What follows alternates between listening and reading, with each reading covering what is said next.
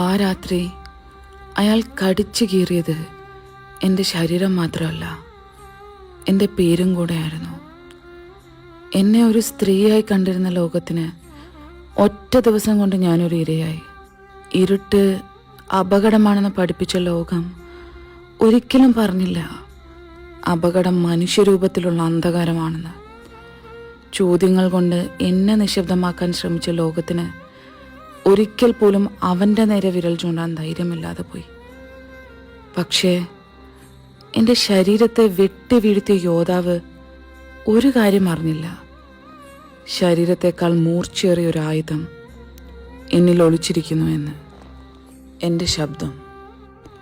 എൻ്റെ ശരീരത്തെ തകർത്താലും എൻ്റെ ആത്മാവിനെ കൊന്നാലും എന്നെ നിശബ്ദമാക്കാൻ അവന് സാധിക്കില്ല.